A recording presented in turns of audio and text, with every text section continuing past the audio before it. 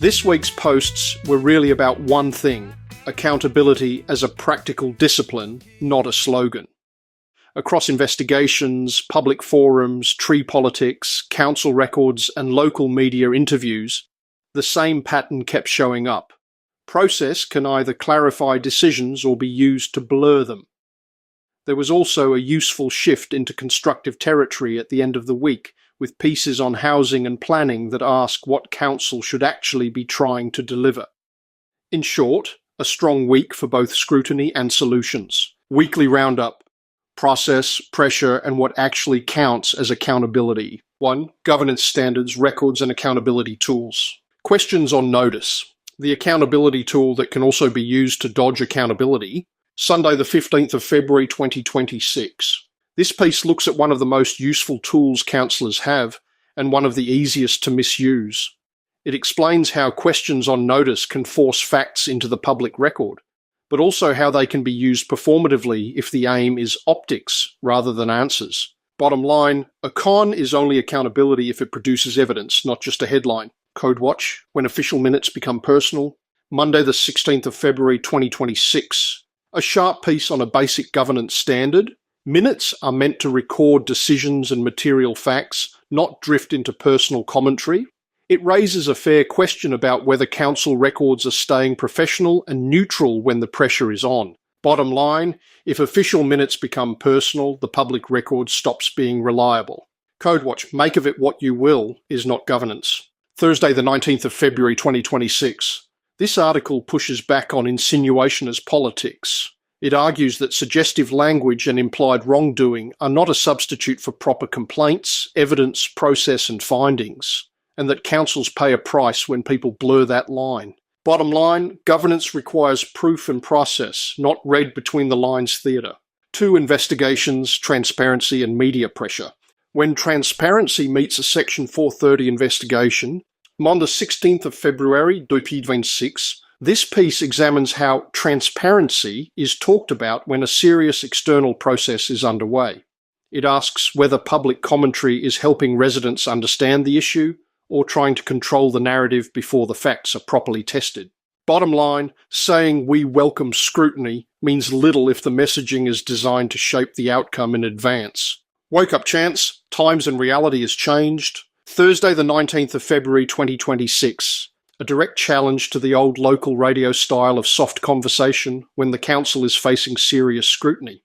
The argument is simple. When governance risk is the story, the interview standard needs to change too. Bottom line, friendly access journalism is a poor fit for a council under a regulatory cloud. When the hardest question got 20 seconds, Chance, Beck, Mayor White, and the S430 elephant. Thursday the 19th of February 2026. This is the week's strongest media accountability piece. It argues the central issue, the S430 investigation, was touched briefly and then effectively parked, while easier and safer topics took over the interview. Bottom line, if the biggest issue gets the shortest treatment, the public has not been properly served. 3. Public forums, consultation and the politics of delay. Public forum, consultation or delay. The 102 tree debate in one public forum. Tuesday the 17th of February 2026. A good case study in how consultation can be either genuine community input or a way to stall decisions.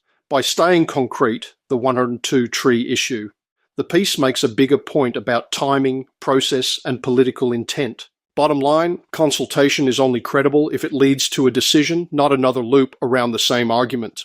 Public forum, 17 Feb, Berry and Heritage Homes. Tuesday the 17th of February 2026. This one uses the Berry Heritage discussion to show how planning disputes are often really disputes about identity, power, and who gets heard.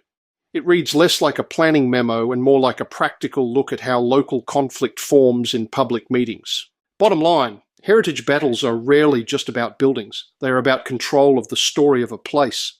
Public Forum, 17th of February 2026, Code Watch. Tuesday the 17th of February 2026, a live Code Watch application to conduct in the forum itself. The piece invites readers to assess behaviour and standards from what happened in the room, rather than waiting for spin after the fact. Bottom line, public forums are one of the clearest places to judge how councillors actually use power. Greening grant, tree politics, and risk-first governance, what C.R. Kemp's motion is really doing.